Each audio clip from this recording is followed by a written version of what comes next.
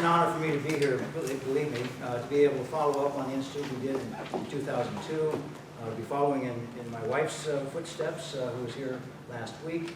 And this is kind of a new field for me, Cuba. My main countries of research and publication are Brazil and Panama. And I call that my horse and pony show, call it the Gordo y el Flaco, Brazil and Panama. I feel very much at home.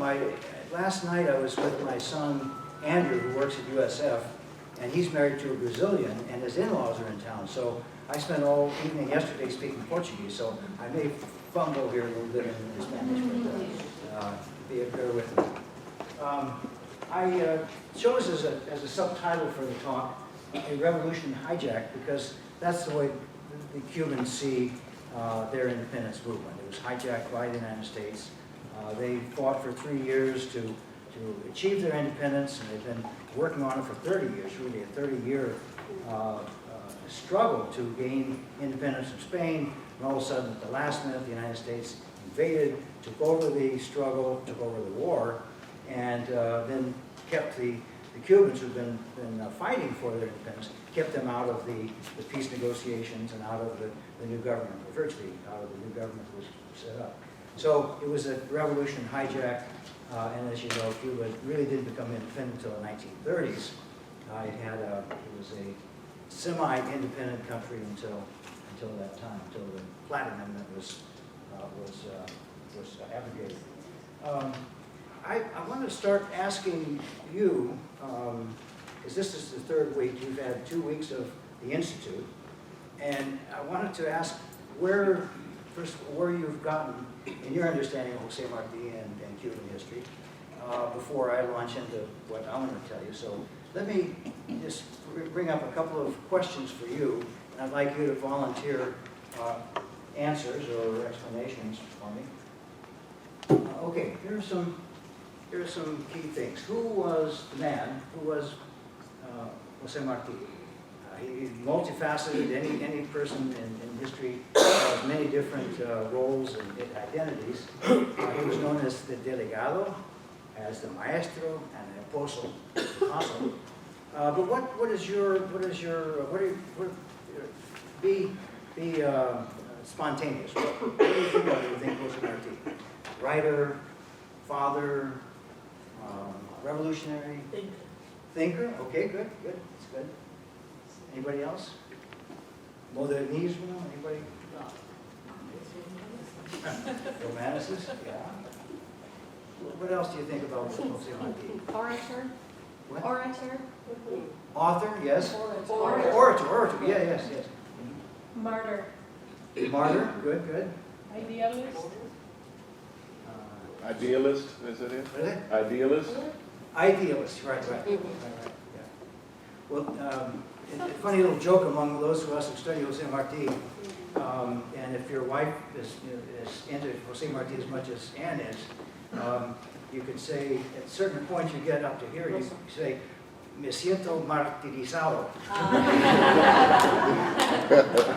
So you move to a different subject for a while. Okay, so I'm going to talk about Martí today as a revolutionary, as a warmonger. So it's a different identity than I think you've been considering up till now. The birth of a nation.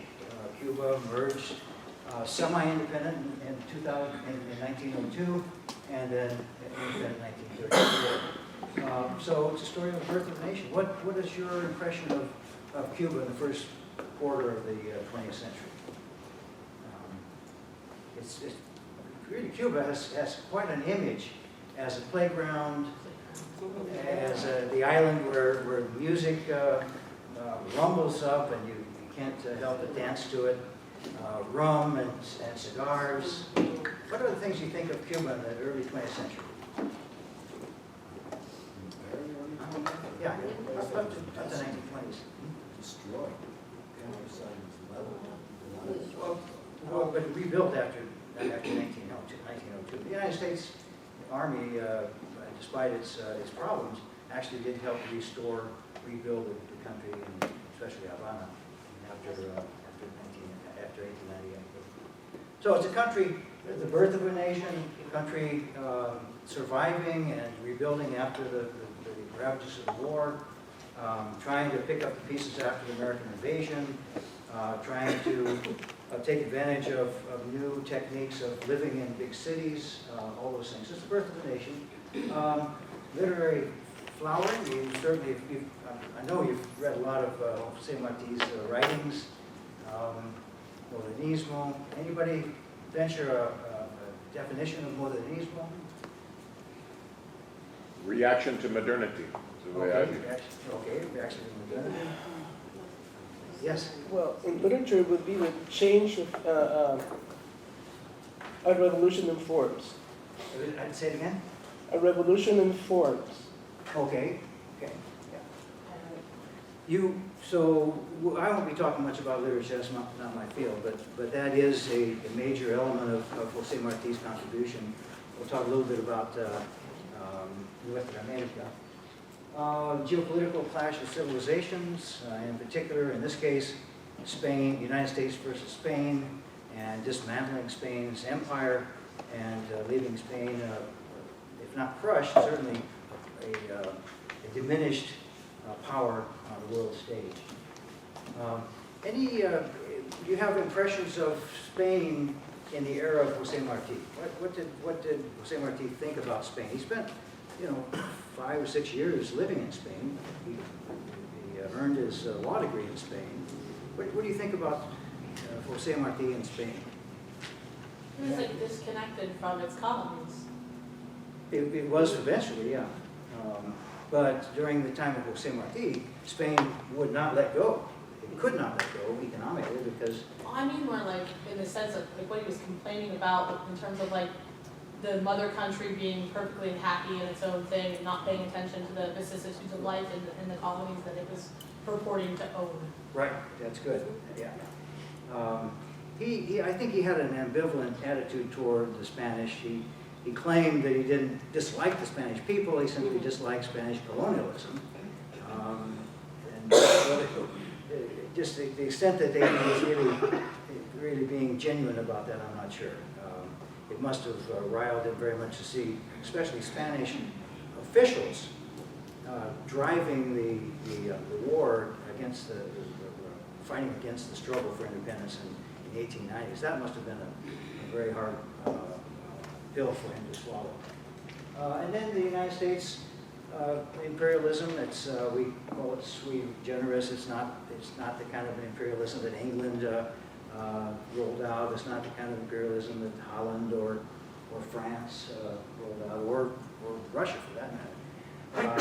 And American historians have written many books and bent over backwards. They broke their back trying to say that the American imperialism was there, but it wasn't as bad as the European version. The Europeans took over the world, had very little interest in preserving the peoples that they colonized, whereas American historians say that American imperialism was special. It was not quite as brutal as European colonialism.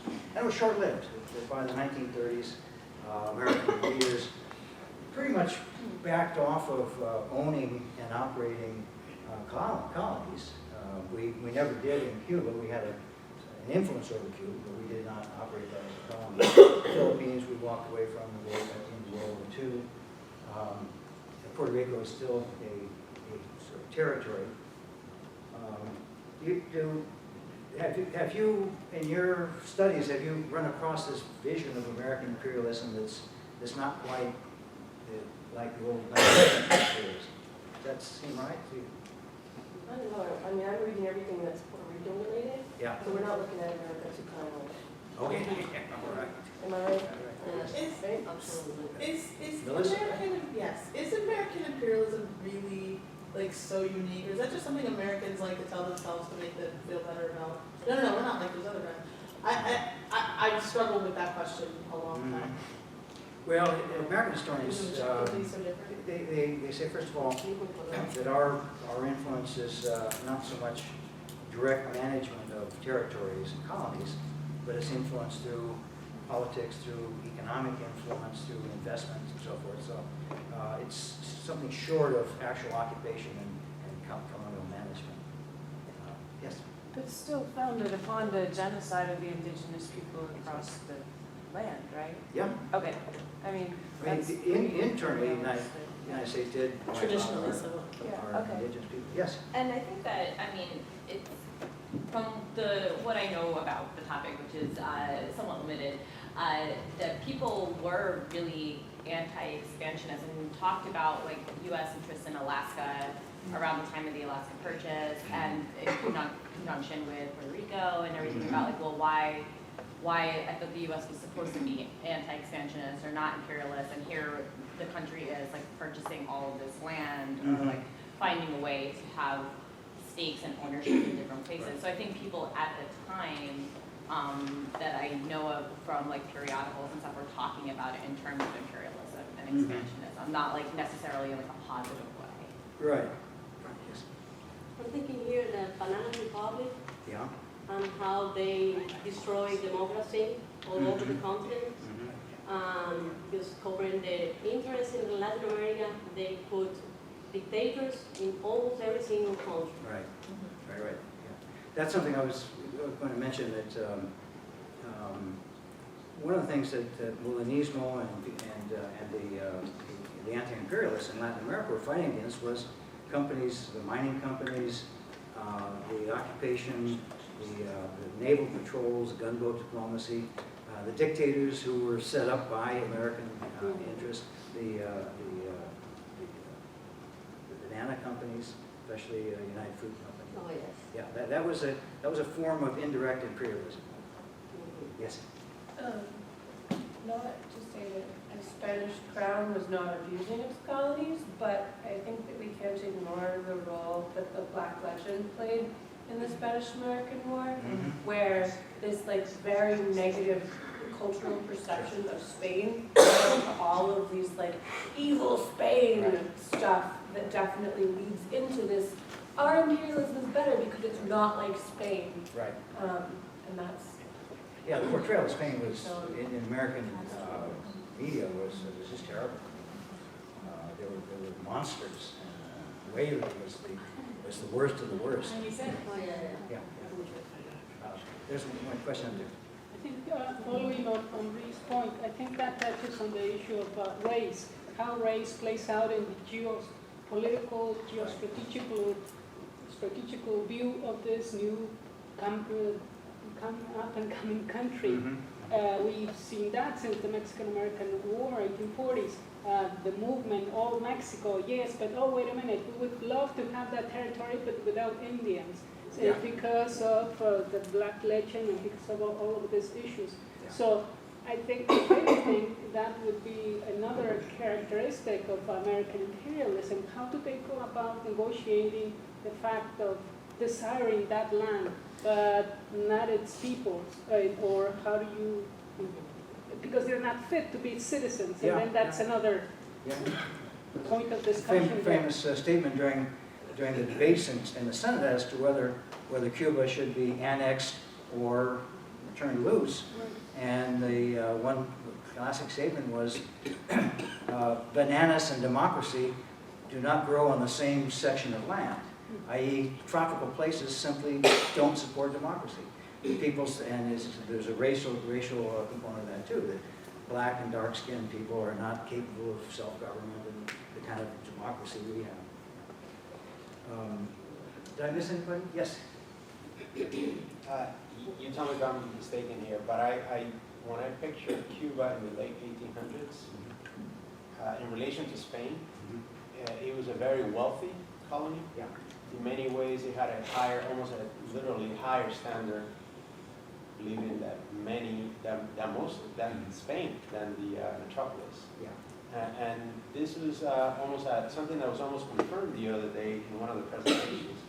Lisandro Perez was talking about the impact of sugar, the sugarcane industry in the 1850s towards the end of the century. The sugar revolution. Exactly. That to Spain, this was their jewel, in a way, that they didn't want to let go of, because it was in many ways how it was benefiting the country in many ways, and that's something that actually continued into the republic, or pseudo-republic. That you see large numbers of Spaniards going into Cuba. I mean, Cuba received between the early 1800s and the mid-1920s, approximately over 1 million Spaniards. So another thing is you go to Havana, and it doesn't take a lot to walk around and see the architecture. Sure. And what was done, this is not something that was done 20, 30 years ago, that was done. I've been to Eastern Europe, and I make comparisons between what was going on there and what was going on in Cuba, even in the 1920s, 1930s, and it's like, how do you balance this out, that this is a colony of another country, when you start putting all these elements together, so. Yeah, there's big swaths of Spain that were very, very poor, and that's why people emigrated to a place like Cuba to make a better life, to rise up. We see this also in José Martí's personal relationship with the Spanish people as opposed to the Spanish crown, which you were just mentioning. When he went to Spain and saw that the people were poor and that they were suffering under the same sorts of conditions that he was seeing in Cuba, with like slavery and some of the racist stuff done in a different way, that he didn't feel the antipathy towards the Spanish people that he perhaps had in his youth, and that he fought for the like colonial systems. He and many other world observers could see that Spain was on a long-term decline, and they were losing. It was the sick man of Europe in the late 19th century. Kind of in terms of what you are saying, and gathering what he says, in the late beginnings of the 1800s, all the colonies are starting to claim their independence. Right. So there's a massive fleet of military Spaniards to Puerto Rico and Cuba. So they begin to become military bases for those forces to attack all those other independence revolutions. So that's one of the reasons why we were so invaded by Spaniards from the 1800s all the way to the last year. Yeah, it was relatively easy to defend an island against independence forces. You simply put enough soldiers and artillery in Cuba, you can defend it against insurgencies in the early 18th century, the early 19th century. James. Yeah, I was just going to say that a really interesting reading in this regard is a very early piece by Martí called La República Española ante la Revolución Cubana, which was written when he was in Spain, and he's viewing because he's in Spain when the liberal revolution occurs in Spain, and he starts thinking about what is this new Spanish order, what does it mean for Cuba, and comparing the two systems and the two societies. So that's a key essay, I think, in that regard. Can you mention that title again? It's called La República Española ante la Revolución Cubana. Did you read that in this group? No. Okay. Because Ann did talk about, you and Ann talked about last week, right? Yeah, we didn't talk about that essay Other didn't come essays, up. Yeah, that essay. Good. Okay, so you want here. We were on the artsy-fartsy literary track last week. According to some of my colleagues, that's how they That's how I saw it. Don't look at me. Don't look at me. Look at me. And thank you. Okay, just some points about what was going on in the Spanish colonial world. First of all, 19th century was the great century of imperial expansion in Asia, in Africa.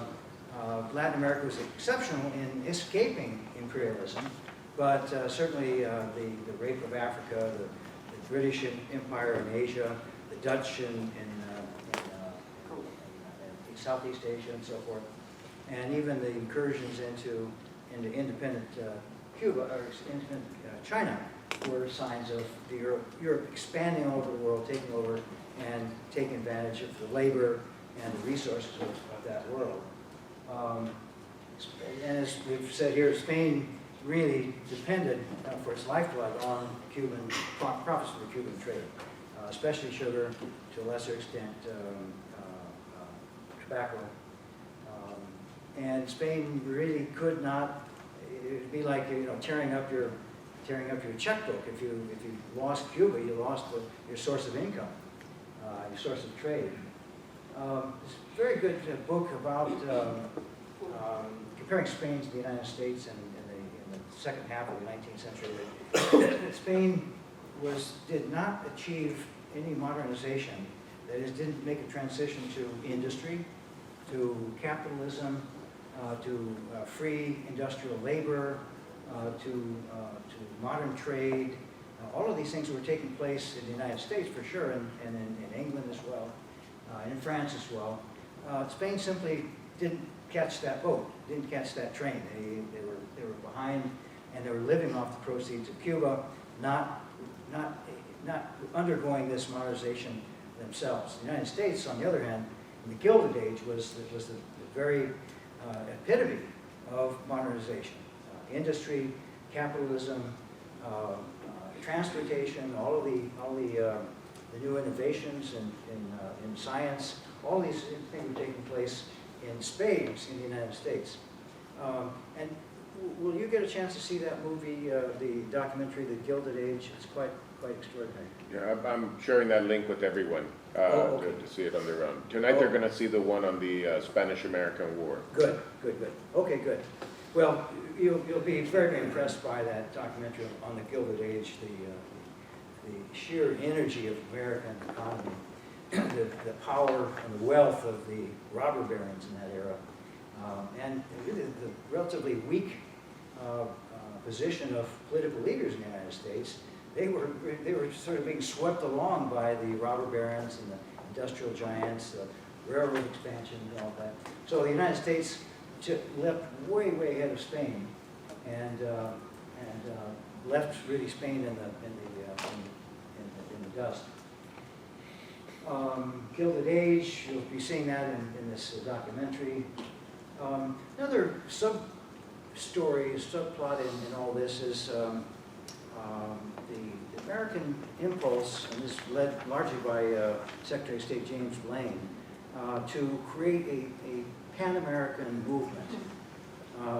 Blaine and other people saw that the countries of Latin America had much in common with American history, American culture, and Blaine and others sought to create a shared sense of belonging to the Americas.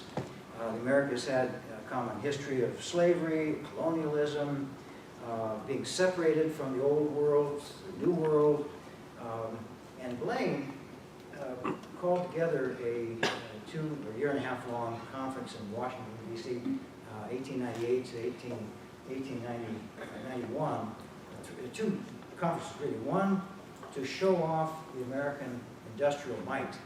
And he brought in delegates from throughout Latin America, put them up in Washington, showed them the capital, and then took them by train to Chicago, which was the industrial heartland of the United States, to show off what the United States was capable of doing, and hoping to convince the Latin Americans to throw in their lot with the United States. Look to the United States for the future of the world, not to Spain, not to Europe.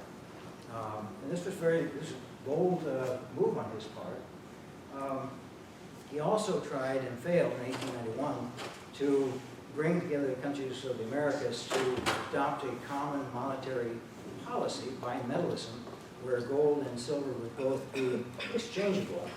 This would be, instead of a gold standard, it would be bimetal gold and silver. In fact, José Martí, our good guy, José Martí, pretty much foiled Blaine's attempt to create a bimetallism in the Americas. But the Pan-American movement signaled to Martí and to others that there was something dangerous in this vision of the Pan-American movement on the part of Blaine, Martí sensed and actually recognized that Blaine wanted to annex Cuba. I'm sure you've talked about the annexationism, the impulse of the United States to annex Cuba over the 19th century. That was still alive, and Blaine promoted that quietly, but he promoted that. And the reaction, Latin American reaction, led by José Martí, to the Pan-American efforts was to say, caution, we cannot trust the colossus of the North. We can't let the Americans sort of push us aside or pull us in and control us. We must maintain our independence, our separate identity as Latino-Americanos. So the Pan-American effort in 1889 and 91 were a big turning point in Martí's life and his career. I think he finally saw the monster behind the smiling Uncle Sam and decided that it was time for him to begin taking a stand against this American encroachment in the Americas. Another point to keep in mind, and especially salient today, is that tariff policy in the 1890s was all over the board. It was protectionist, it was free trade, it was bilateral agreements, and every 2 or 3 years, American Congress changed our tariffs. So you see 3 different tariffs: the McKinley tariffs of 90, Wilson-Gorman in 94, Dingley tariffs, and there were other modifications of those tariffs. What it meant was that countries like Spain and Cuba, behind Spain, had no way to anticipate, or much less to prevent, being whipsawed around by American tariff policy. They knew already that the whims of Congress could trash their economy. In the 1880s, a tariff law stipulated that Cuban cigars, rolled cigars, would pay very high prohibitive tariffs, but Cuban tobacco, raw tobacco, leaf, could be brought in virtually tariff-free. So this caused, as you all know from Lisandro's talk and others that you've seen, it led to a huge flow of Cuban cigar makers from Cuba into Florida and New York. So American tariff policy influence caused this exodus of cigar makers to Florida and New York. Then the Wilson-Gorman tariff caused great hardships on the island by raising tariffs on sugar and tobacco. So again, it's not a single tariff, it's not a single policy or a single economic moment, but it's the fact that the American Congress keeps changing the tariff policy, manipulating the tariff policy in favor of one side or the other, and the Republicans have one approach to tariffs, the Democrats have another, but it's the instability this creates, the inability to predict what American tariff policy is going to be and what you could do to cushion the impact of those tariffs. But Cuba was practically wiped out, and Spain behind it, by the Wilson-Gorman tariff in '94, and the island entered into a depression. It was on top of the 1893 depression. It was worldwide. So again, economic policy in the United States, it didn't affect Americans' lives that much, but it certainly affected producing countries like Cuba. And then finally, there was the Depression of 1893-94 that curbed demand for raw materials, curbed demand for consumption goods. That affected Cuba very, very heavily. And it spurred what American historians call a move to overhaul our whole approach to foreign trade. Up until the 1890s, the domestic market in the United States was sufficient, more than sufficient, to absorb all of the industrial production that our factories could turn out. The 1893 Depression, along with the sort of census announcement that the American frontier was officially closed, no more lands out there to settle, no more expansion of our workers and our cities, it caused people to rethink whether or not our economy was self-sufficient, whether or not Americans could produce and consume all of their goods, or whether, and this is a very famous thesis in American economic history, that it began to see businessmen, but also political leaders, that overseas markets were henceforth going to be crucial to American interests. We had surplus goods, couldn't sell these goods, and we had to sell them overseas. So this gave an impetus to developing markets, and to the extent, not necessarily formal colonial markets, but markets nonetheless. So a big push began. This was part of the Pan-American effort as well, to encourage Latin Americans to buy American products and to see the United States as the best source of their manufactured goods and capital and technology, etc. Okay, so those are some of the points I want to cover today. Here are the big four. So now we're shifting into revolution. We're shifting into insurgency. We're shifting into the war for independence. And these are the big four. Obviously, there are many other generals and captains and sergeants and so forth who fought in the Cuban Revolution, but these are the big four. Martí, the instigator. The conspirator, Antonio Maceo, who was in exile, as we see in a few moments, during the 1890s, but came back and led for 2 years the struggle against the fight against Spain. Calixto Garcia, a Cuban, who all these men essentially fought in the 10 Years' War of 1868 to 78, except Martí was again an instigator, a fundraiser, a propagandist, but he was a young man, so he didn't actually get involved in the fighting in Cuba. And then finally, Máximo Gómez, a planter from the Dominican Republic, who got on the outs with Spain because Spain, for a brief moment in 1863-65, Spain reasserted its imperial control over the Dominican Republic, and then left. They withdrew because the Dominicans changed their minds. They didn't want to be part of the Spanish Empire anymore. But Calixto Garcia, or Máximo Gómez, got in trouble with the Spanish authorities and went into exile, and he actually fought for the 10 Years' War in Cuba. So he became one of the heroes of the Cuban independence. And all these men returned in the 1890s to lead this struggle. And here you see where, during the 1880s, when these men are in exile, because obviously they can't be in Cuba anymore. Antonio Maceo is in Honduras and then Costa Rica. Calixto Garcia, the exile in New York City, where he worked closely with Martí, and Máximo Gómez in the Dominican Republic. So you see linkages between different parts of the Spanish Empire. Any questions here? You've all run across these names before, I'm sure. Okay. Here are some key episodes I want to talk about.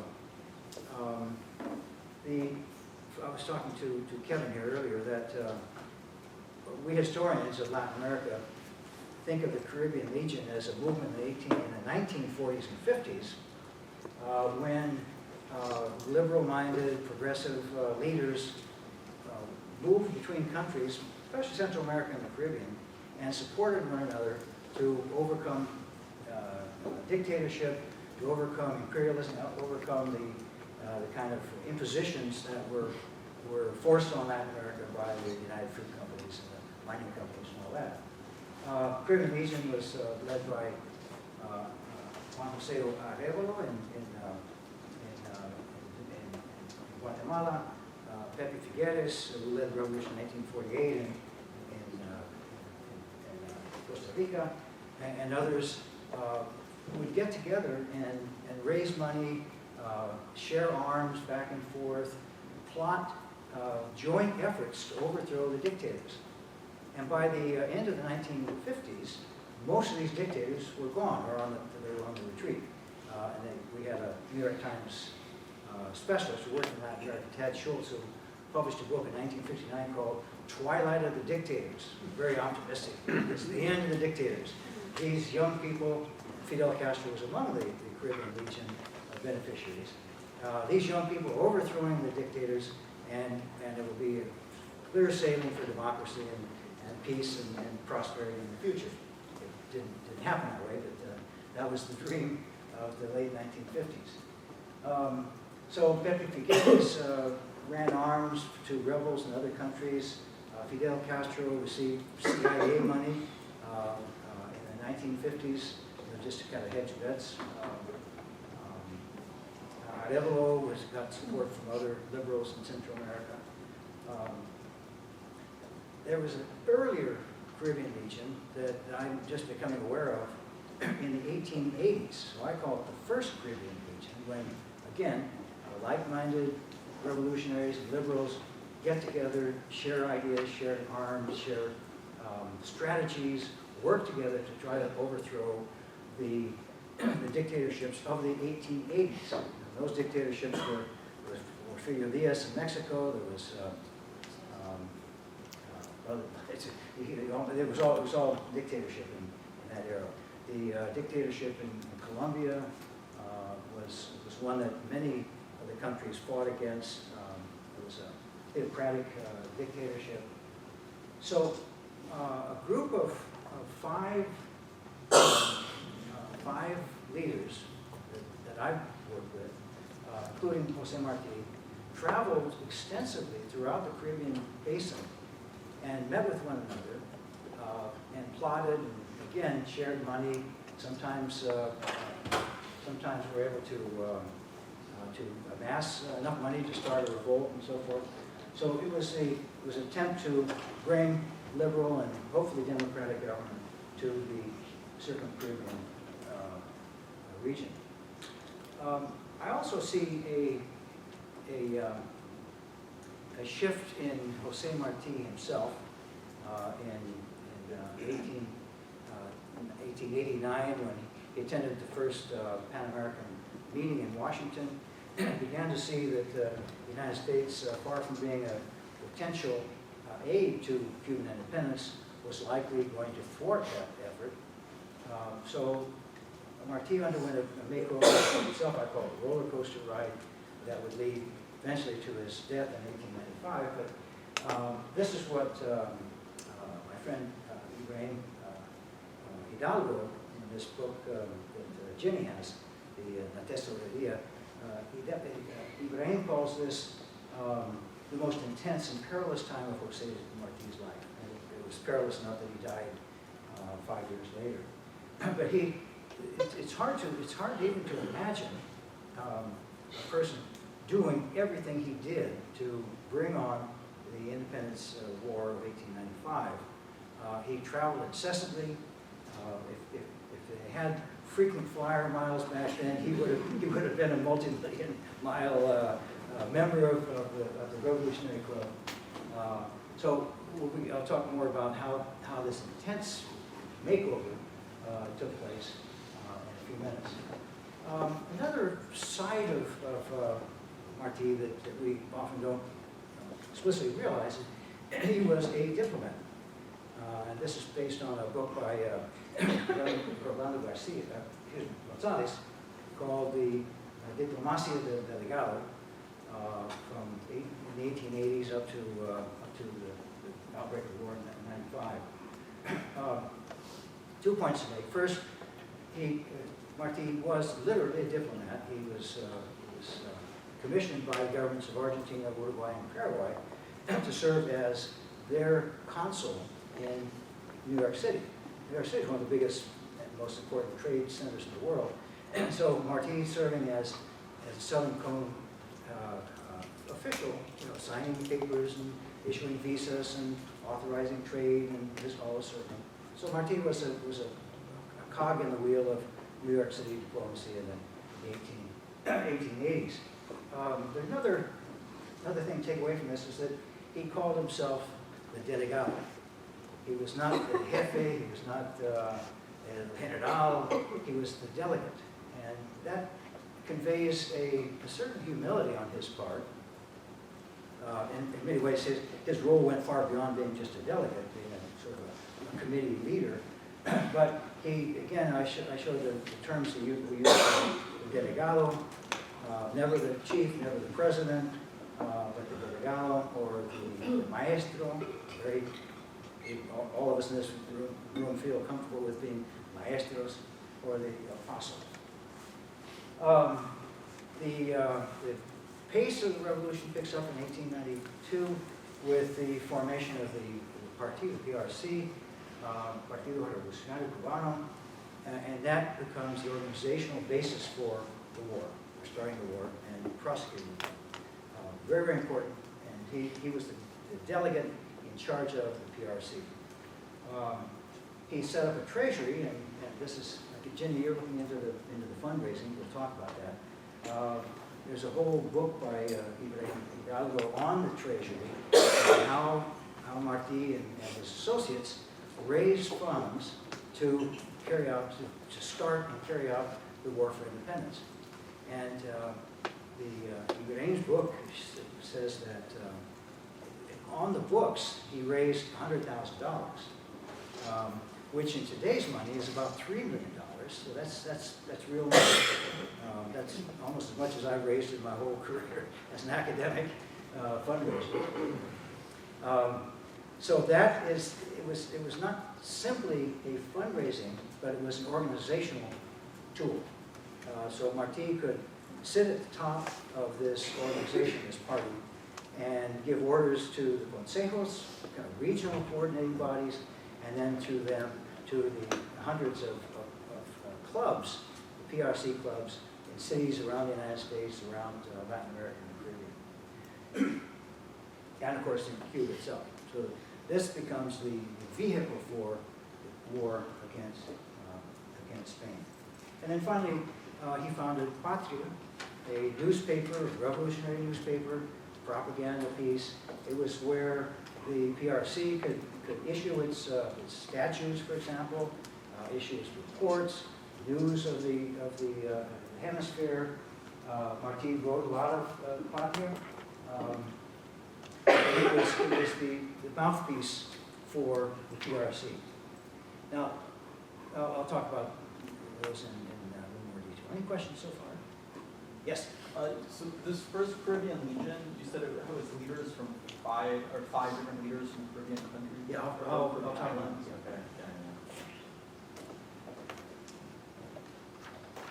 Okay. Okay.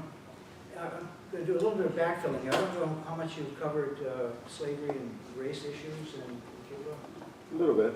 And I know you published a book. I think she gave you some readings about it. But here I want to talk more as the historian about how Cuba became the next to the last country in Latin America, or in the world, really, to abolish slavery, African slavery, and how the slavery issue played into the independence movements in the 10 Years' War, full 30 years of struggle against Spain. And I'd like to talk a little bit more about how the race issue figured in José Martí's concept of what the Republic would be once they threw off Spanish rule. First of all, Spain had, like Brazil, Spain and Brazil both relied very heavily, economies relied very heavily on slave labor in Africa. And both Spain and Brazil had promised through treaties in the 1810s to eliminate the slave trade, the source of renewed slavery. Tens of thousands were brought into Cuba and Brazil every year. They promised to end the slave trade, but didn't. So after the 1820s, the slave trade continued, but as a smuggling operation. And in Brazil, you got up to like 45,000 Africans a year brought in for the expansion of the coffee economy in southern Brazil. And in Cuba, again, during the sugar revolution of the 1830s and 40s, again, slave labor absolutely essential to expand the sugar economy and to not commercialize, but capitalize with machinery, trains, big equipment to turn the sugar industry into a real factor in the field. So Brazil and Cuba, or Brazil and Spain, refused to limit the slave trade. And it wasn't until the 1860s, that is 40 years after promising to end the slave trade, that both countries finally shut down the slave trade, and had in part, was brought about in part by the role of the U.S. Civil War and emancipation in the United States. So the pressure mounted to eventually do something about African slavery in Brazil and Cuba. There was a philosophic turn toward emancipation in the 1850s. The first round was the 1820s with the independence of most countries in Latin America. And by the 1850s, there was another round of emancipations, where almost all the constitutions written in the 1850s included freedom for former slaves. So this was a sort of sentiment sweeping the Americas that both Brazil and Cuba, Brazil and Spain, were falling behind. They were not keeping up with this changing sentiment toward freedom for former slaves. Spain, we talked about how Spain could not live without the income from the Cuban trade, but Spain could not enjoy that prosperity without slavery producing the sugar and the tobacco on the island. So Spain was really caught in a bind. If we modernize, we're going to lose our cash cow in Cuba. There were a fairly large number of Chinese were brought in, Chinese coolies, but not nearly enough to supplement what would be lost with emancipation. The first move toward emancipation in Cuba was 1868, the year that the 10 Years' War broke out. A junta declared that slavery would be gradually eliminated through a process called the free womb. Similar thing happened in Brazil. It said that children born to slave mothers would eventually become free. So the free womb, ventre libre. This was a very small step to take to freeing slaves. First of all, leave all the slaves in 1868 in the status of slavery for the rest of their lives. And even the children who would be born free would serve the masters, the owners, until the age of 22. So that even during the first 10, 12 years of their lives, these freed slaves would be under the patronage, under the control and exploitation of the slave owner. So it was a very small step toward emancipation that was formalized in 1870 with the Moray Law, which pretty much reinforced all the things that the free womb law had established. In theory, slavery should have ended at the end of the 10 Years' War in 1878, but in fact, it would take longer for that to actually happen. Meanwhile, the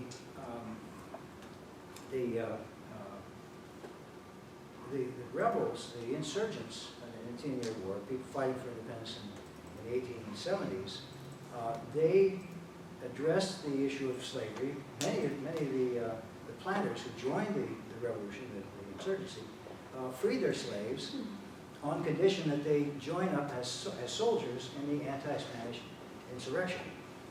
So this was a way to give incentive to these slaves to join up the revolution and gain their freedom.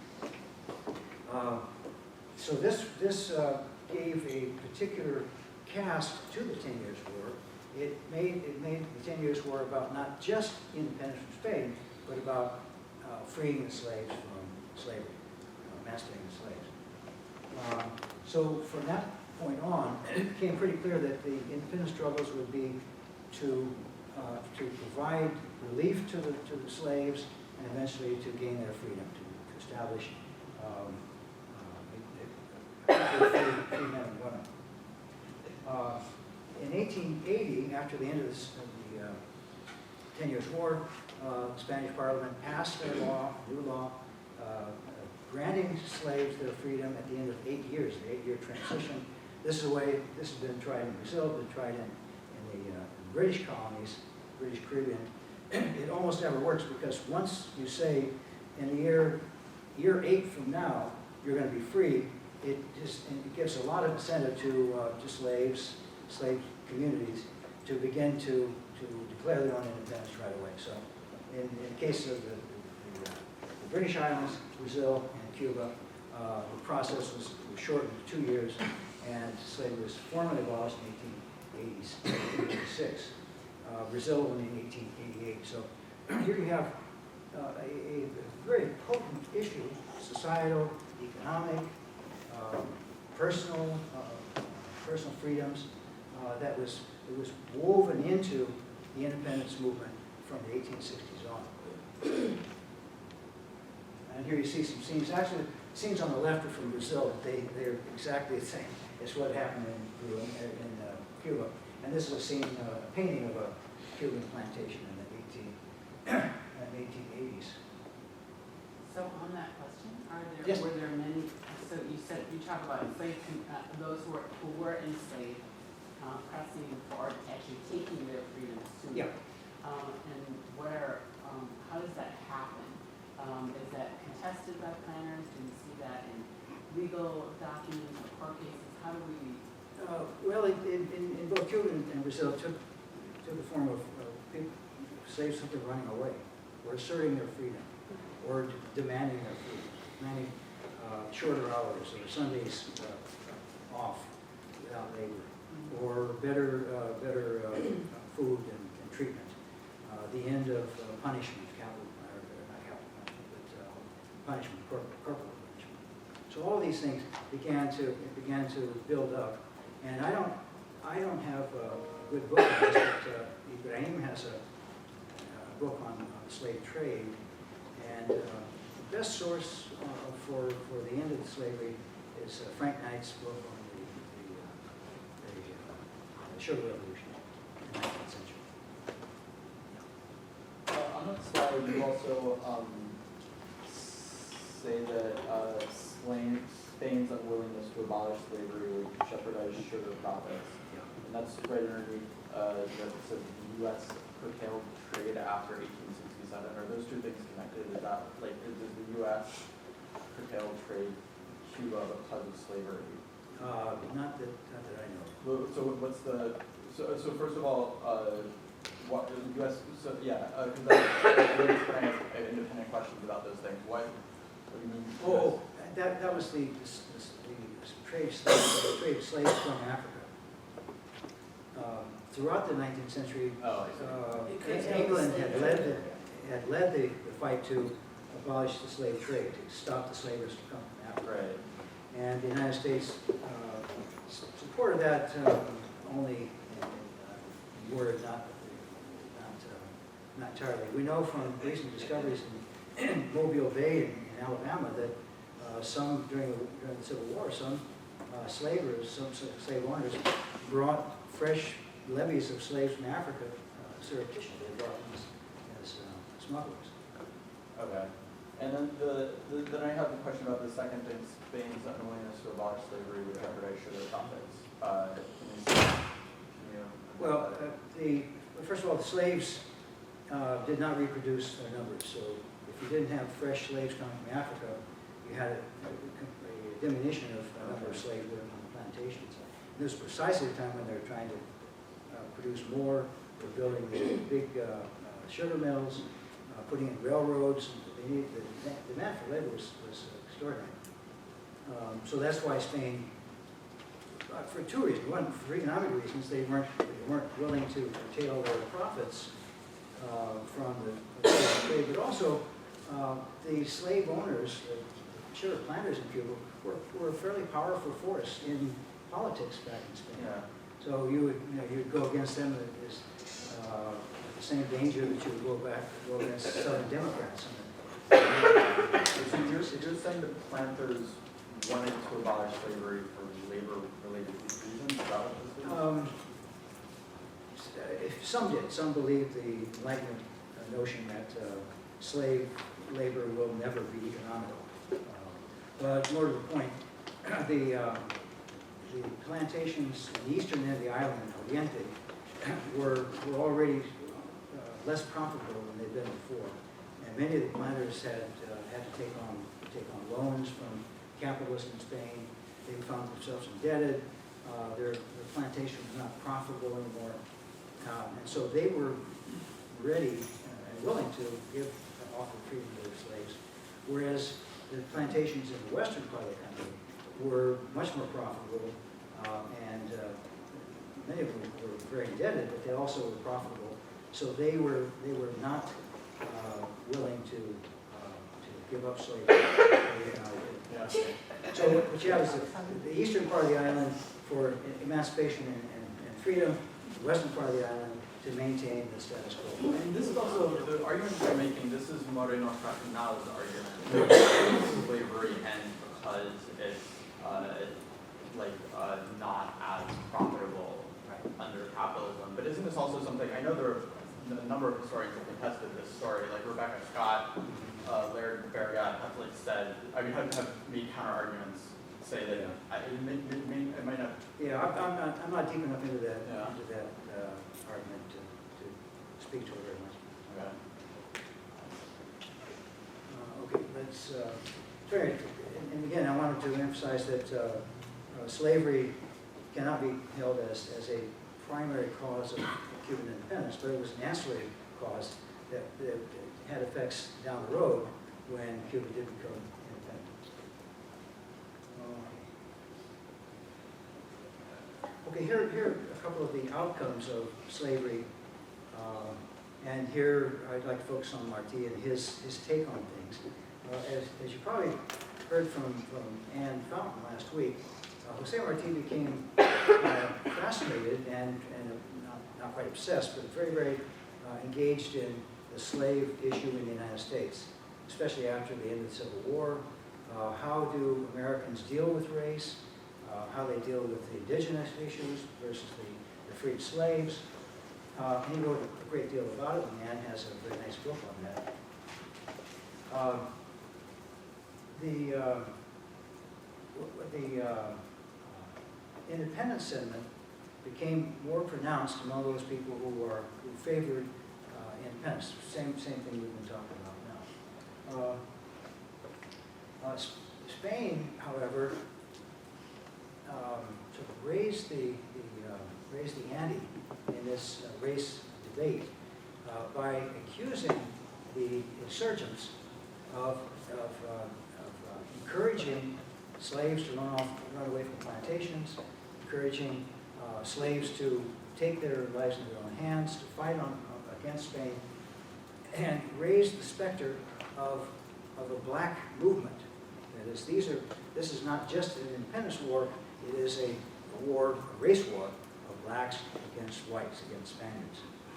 And this was a very worrisome, if you were living in Havana or Santiago in the 1870s, 1880s, and you read this Spanish propaganda, you had to wonder, well, are we going to face hordes of blacks coming in from the plantation, taking over our cities or taking over our homes? It was a nasty move on Spain's part to play the race card. It was effective. So Martí found himself obliged to counteract that by saying, we insurgents, we independence fighters, want a Cuba that after the struggle, after independence, will not recognize race as an issue. We will all be equal, and we will no longer judge people on the color of their skin. And this, he began to work on this as a way to counteract the Spanish propaganda and counteract the fears of white Cubans that they were going to lose out all to the black hordes if it got out of hand. So he shaped his thinking about the republic that will be as a society that will no longer have race as a factor. So you could have most of the generals, many of the generals, and most of the fighters in the independence struggle were blacks. Many of them were former slaves, but they were not to be identified as blacks. They were to be identified as independence leaders. The one general who really stood out was Antonio Maceo, and the Spanish made a big deal about how he was a black general, and they used that to stoke fear of the blacks. And I think most historians think that the United States, when we invaded Cuba in 1898, in the Cuban-Spanish-American War, the reason why our generals did not want to incorporate the insurgents into their ranks and recognize the general staff of the insurgents was, in large part, they were mostly black. And our country was very much in the grips of racial discrimination.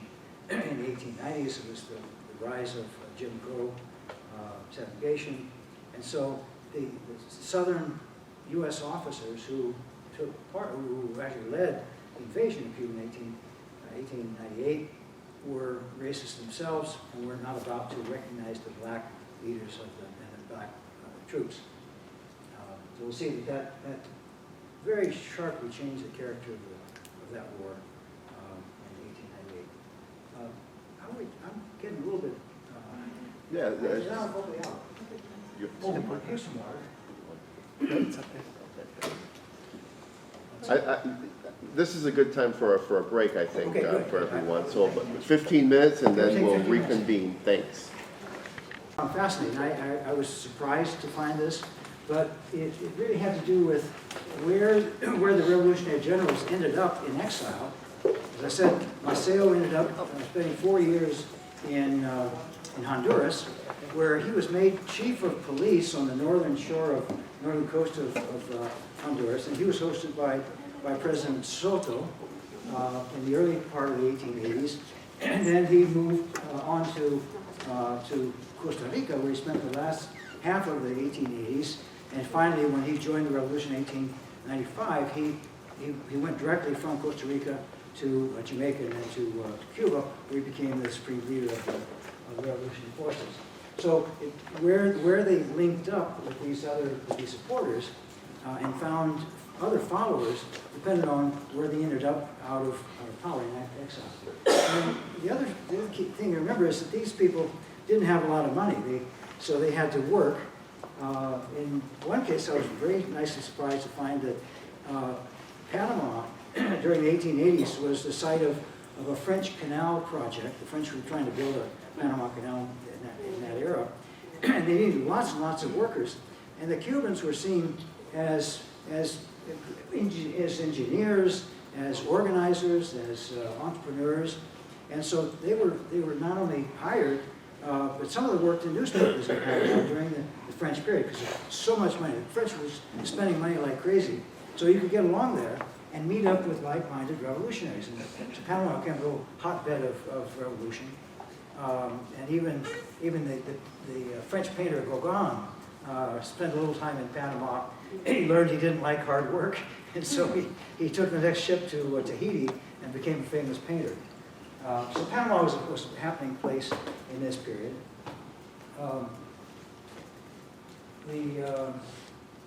Again, the goals I mentioned before were overthrow dictators, bring liberal government, bring democracy, bring progress.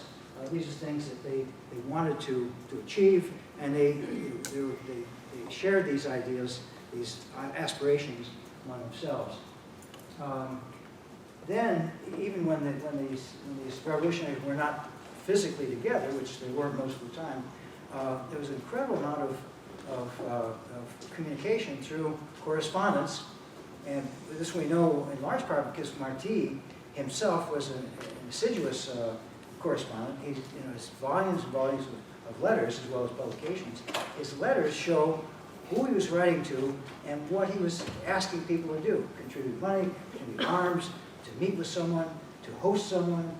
He was a real go-getter when it came to stimulating revolutionary or insurgent cooperation in this certain Caribbean basin. I mentioned Soto in Honduras. There was José Santos Zelaya during the 1890s, was president in Nicaragua, clear up through 1908. He was a very ardent supporter of these liberal democratic moves. So he supported the Cubans. Eloy Alfaro was a fellow, when I was in the Peace Corps in Ecuador, I became familiar with Eloy Alfaro, one of the great liberal figures of the late 19th, early 20th centuries. He met Martí, he met Maceo in Lima, just on the eve of his taking power. And he also, when he was in Costa Rica, ready to take power in Ecuador in 1895, Martí asked his local Cuban community to provide money so that Eloy Alfaro could get a ship, pay for a ship to go back to Ecuador and become president. So this is the kind of cooperation we find. And again, they were just all good liberals.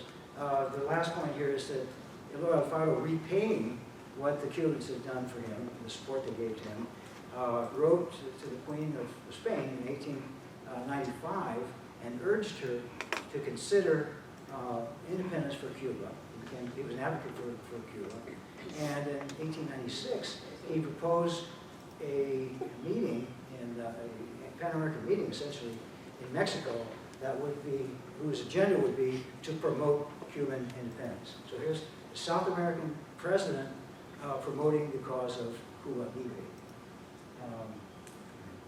Let's see, you see some of the other points in there, but, and the fellow I ran into was Belisario Porras.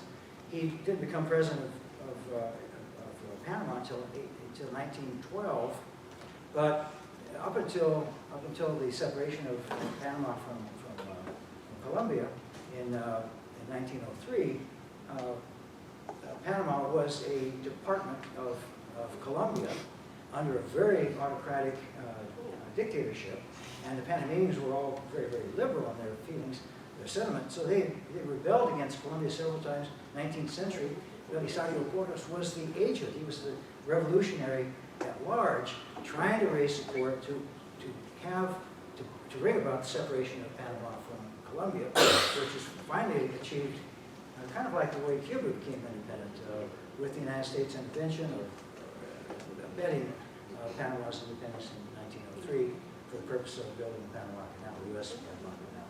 So this is the fervor. I would love to write a little book about it, or certainly an article about this first Caribbean legion, but I don't have all the details, but it's beginning to come into view for me. Another key point, the Cubans in exile, and especially in Central America, were seen as not quite supermen, but they were experienced. They were from an advanced society, advanced economy. They knew engineering. They managed, many of them managed troops in battle.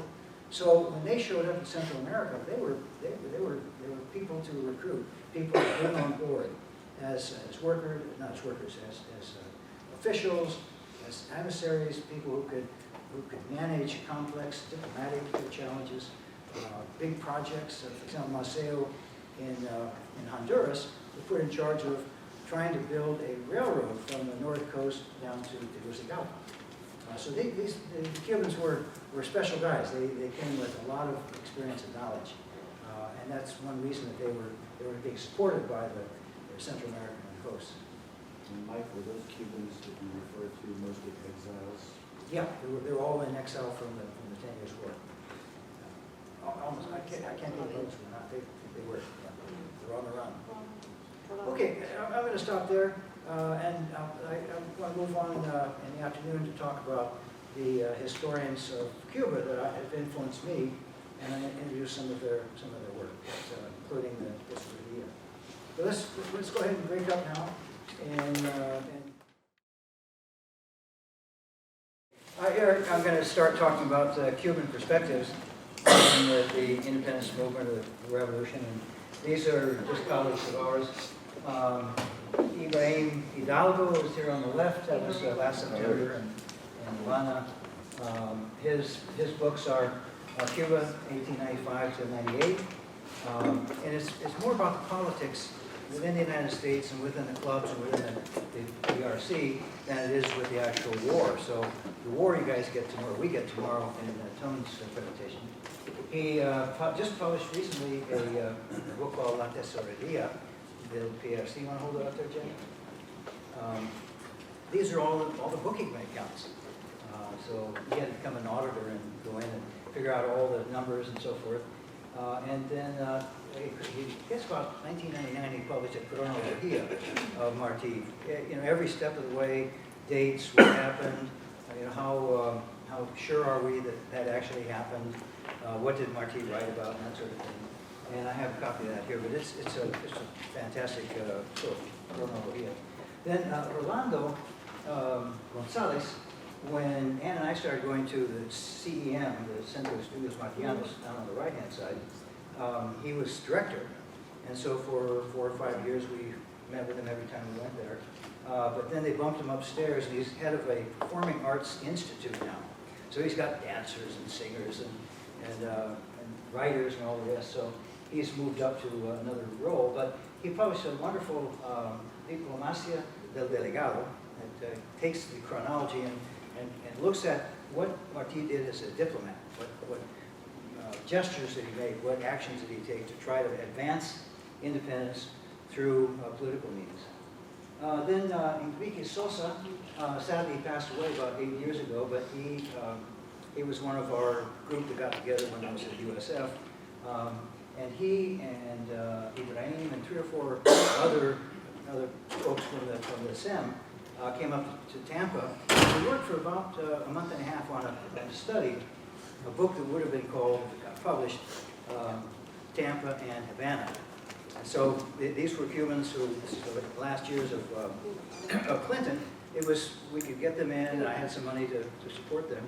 And we went out sailing on my sailboat, and we had lots of fun artistic things going on. Enrique Sosa was part of that project, so he came up to Tampa, I think 2000. He's published many other books. He was a real historian.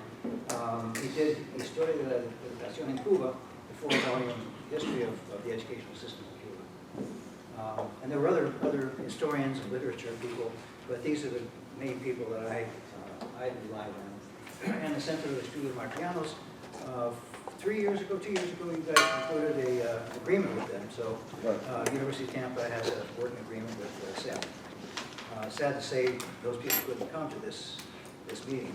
Was Cartayo here, or is he going to come? Cartayo gave a talk last week, yeah. Oh, okay, good.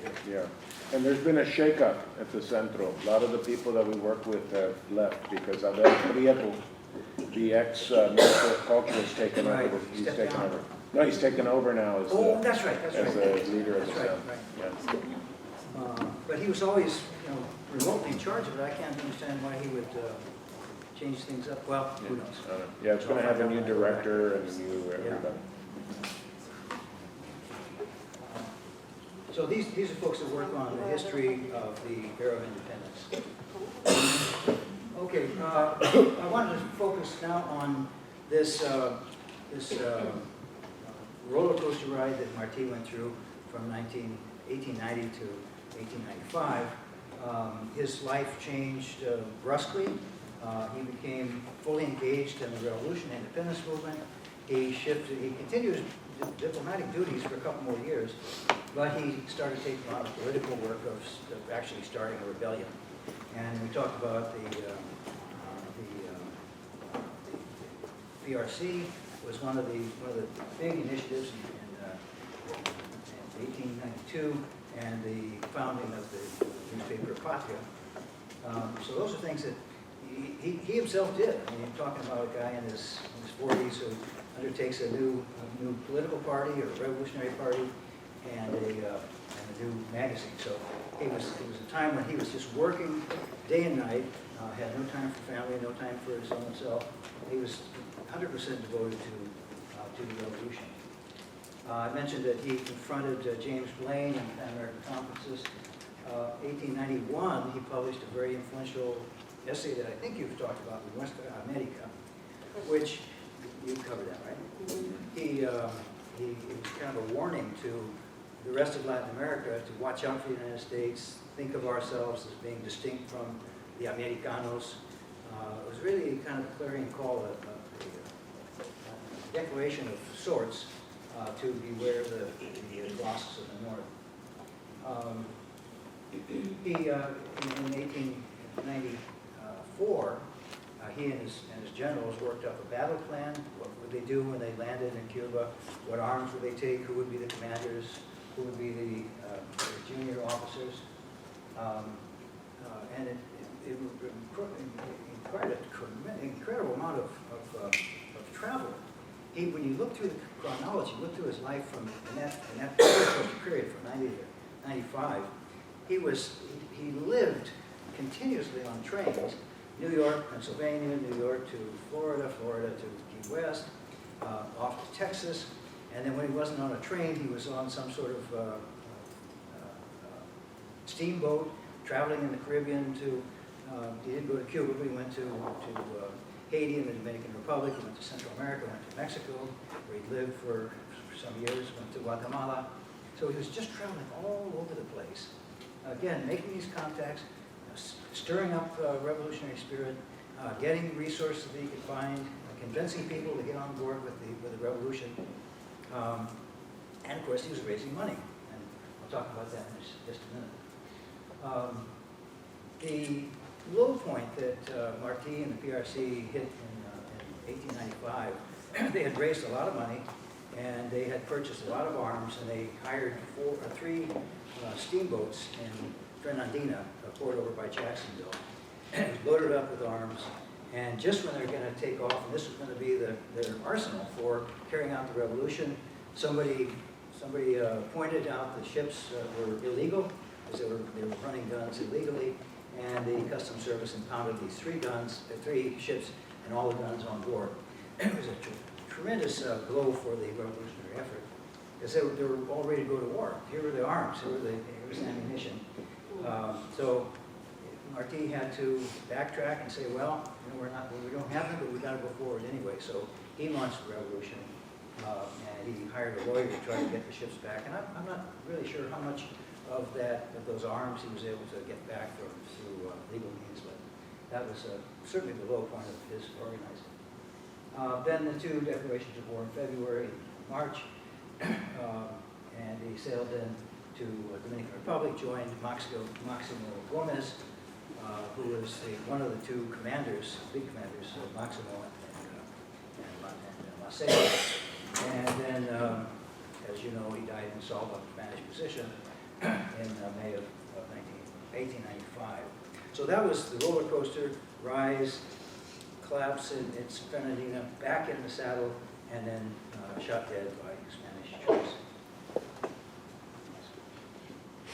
Well, here I'm going back to the book by Rolando Gonzalez, that Martí is a diplomat. He was consul for the Southern Cone countries in the latter half of the 1880s. And while he was doing that, he was raising money, making contacts. Some of the illustrious political leaders of Argentina in particular saw him as a great asset to their diplomatic cause in New York. They were his supporters, so he was always getting support, getting moral support. One of his goals was to bring other countries in and to support the revolution.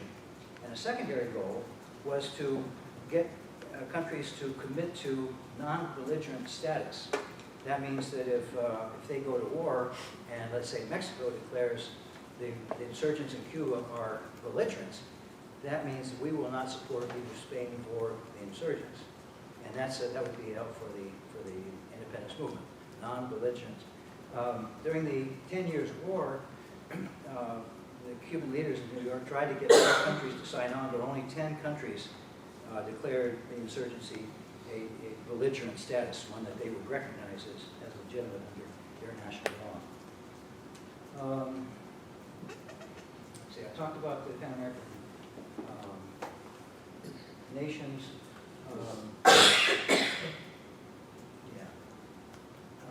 And again, the amount of travel and letter writing that this required is just astonishing.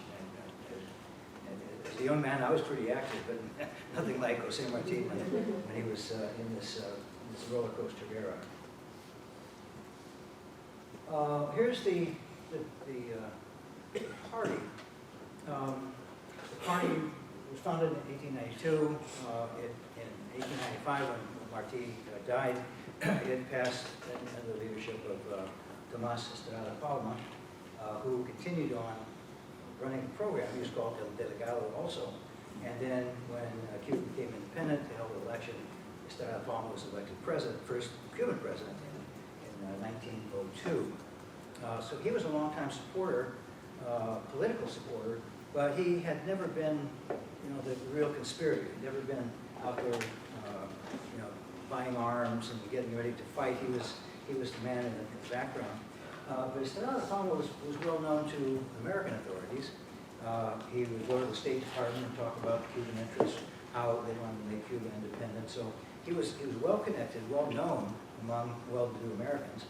And he was white, and he was an American citizen, and he was Protestant.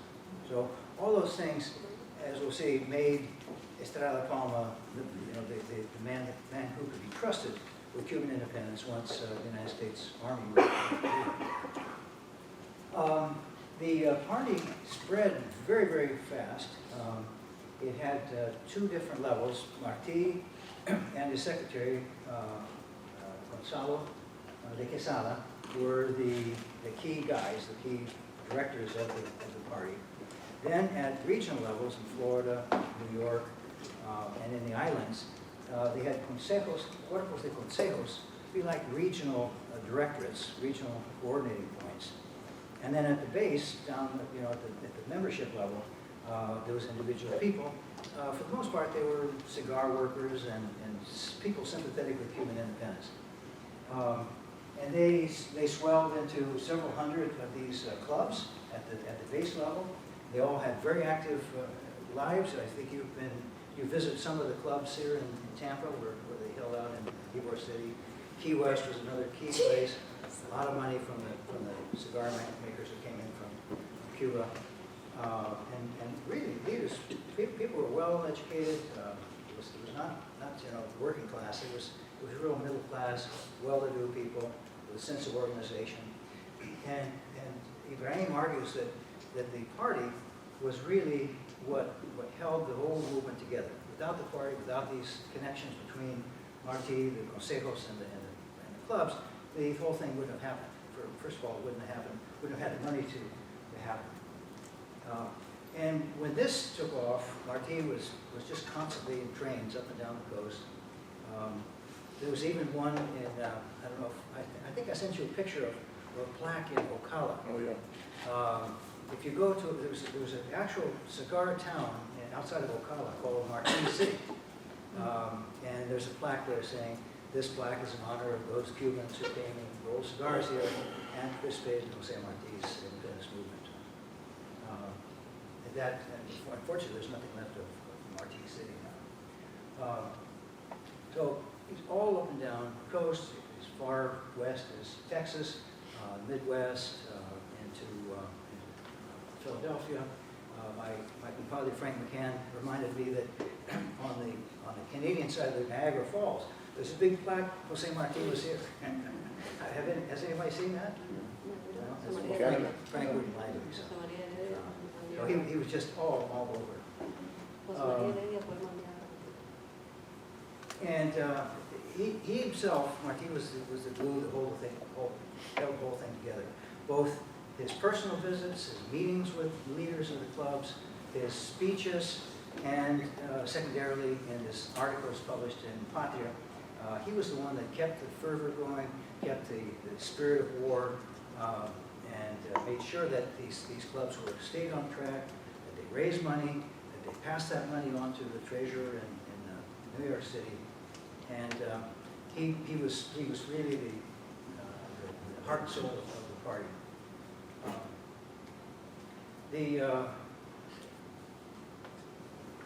The party mostly existed in New York City. That's where Gonzalo de Quesada lived and worked. And when Martí was traveling, Gonzalo was his stand-in. Their correspondence was often by telegram, letters, of course. I haven't run across telephone conversations, although telephone existed at that time, but I think it was a fairly new phenomenon. Now, just to give you a little more sense of what this party was, it had two sets of statutes, of bylaws. It had the public bylaws, which were published in Patria. So if anyone says, hey, what is this organization I'm being asked to give money to? You can look it up. It's all there. It's got all the structures and the regulations and so forth. But there was a second secret club, the party secreto, that was the Partido de Guerra. It was the war-making, clandestine operations underneath the surface.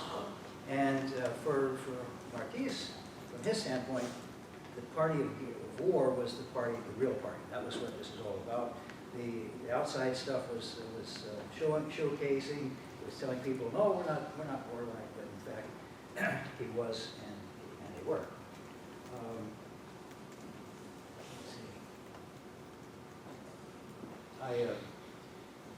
I sometimes think about all the days and hours and weeks that he spent in the trains.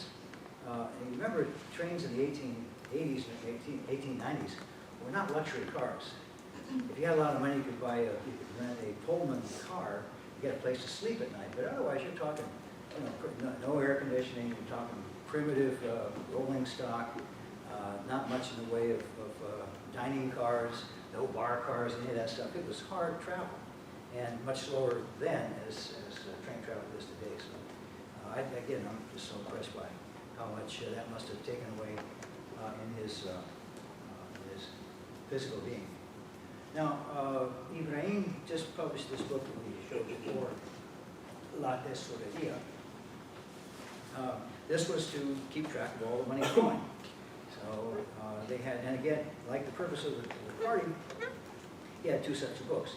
He had the Libros de Acción, this regular bookkeeping work, where he kept income and outgo and who did what. And in fact, Ibrahim reprints quite a few of these facsimiles.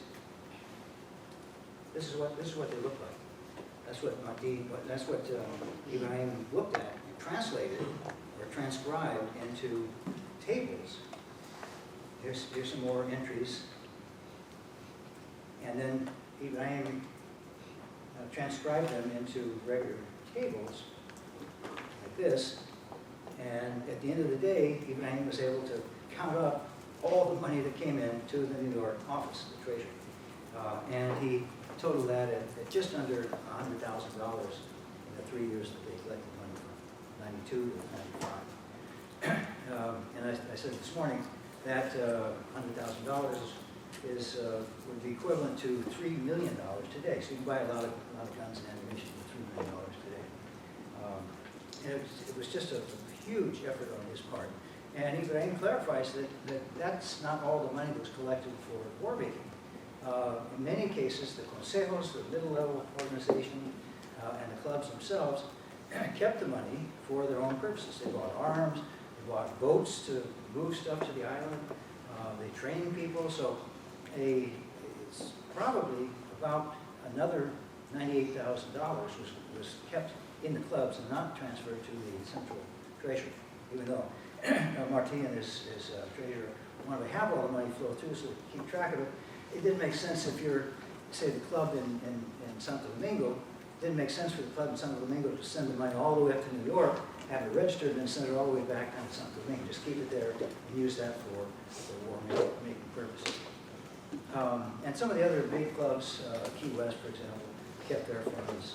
Tampa, some of the clubs here kept their funds instead of sending them up to New York. So it was just a lot of money and a lot of work.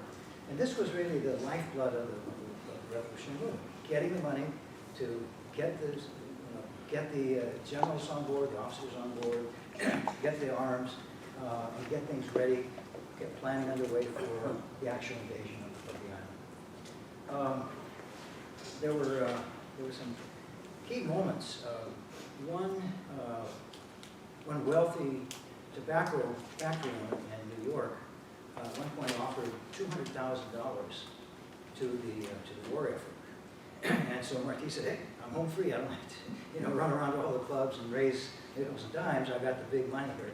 But that donor, after like a year and a half, fell on hard times. His factory lost money, and he reneged on that promise. So that was a disappointment. He also, one very important donor, but we don't know for sure that it actually came through, was Porfirio Diaz, the dictator of Mexico, president of Mexico, in 1895.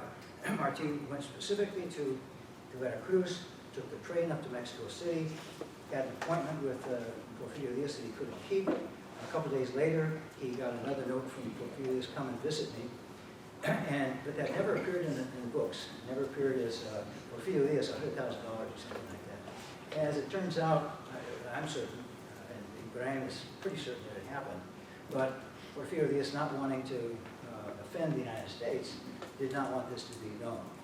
But later, Martí did remark to both Gómez and his generals, Gómez and Maceo, that in fact Porfirio Diaz had given them financial support. Now, we don't know how much, we can't document it, but I like to think it was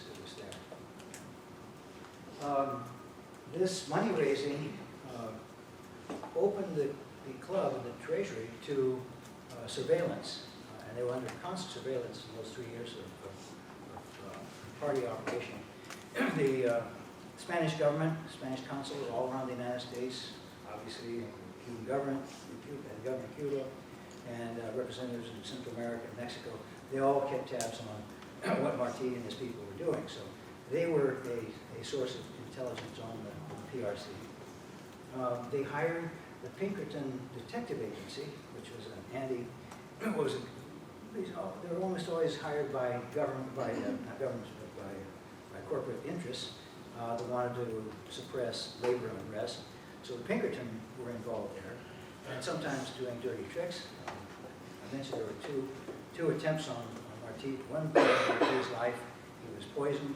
Another attempt, a gang assaulted Maceo in San Jose, Costa Rica, and actually shot him, but didn't kill him. So the opposition to Martí and his party was real. They were playing for real and playing for keeps. And Martí always had to be careful with secret correspondence, make sure he sent things in a way that could not be determined, could not be surveilled. And the question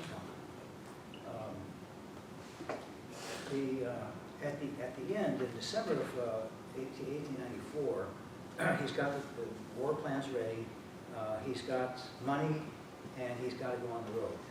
He's anticipating going to the Dominican Republic, meeting up with Máximo, and starting the revolution 4 or 5 months late, 2 or 3 months later. And so Martí disappeared with $10,000 in cash, so he could continue to buy arms, continue to do what had been done. So that was a level of revolutionary work. That's real clandestine war making. He was alone in much of this. He had supporters, of course, Gonzalo de Quesada, his bookkeeper, many of the leaders he was very close to in Tampa and Key West. And in New York, he had a number of people, including Felix Garcia. But in the end, he was alone in this. And to underline sort of the precariousness of his role, there were 5 or 6 people within the party who were not entirely on board.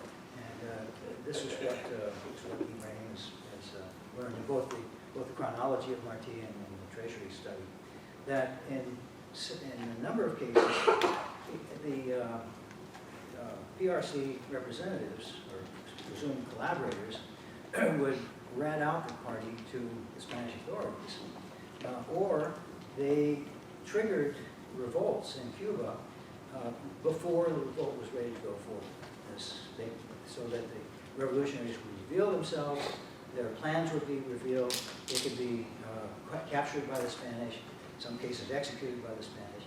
So this kind of spoiler action, triggering things, setting false rumors about when the war would happen, who was leading, who was doing what, that sort of thing was a constant problem for Martí. And just every organization has that threat of insiders going rogue on you, and they simply had to do that. And we don't know, I don't think we know who tipped off the customs people about the Fernandina shipments of arms. But some kind of phone call came in, customs people showed up, and bam, the whole thing was shut down.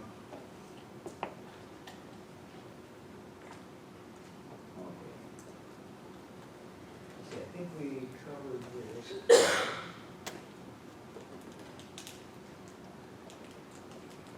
Whoops, that's the end. But let me go through again. I think these 5 years are really critical to understanding who José Martí was. He was a flat-out revolutionary. He might have been a Lenin if he'd been in Europe. He was at that level of conspiratorial action, entirely dedicated. The one way he was not very effective was he was not a marksman, he was not a soldier. And when the end came, he mounted on a white horse and charged up a hill into over the orders of his officer, charged into a Spanish gun position, and they just shot him down dead. It was a sad ending for him, and a real blow for the movement. But the movement continued, and as we'll see tomorrow, that fighting would go on for 3 more years until early 1898, when the United States intervened to overthrow Spain, but also to shortcut or kidnap the revolutionary effort by the Cubans.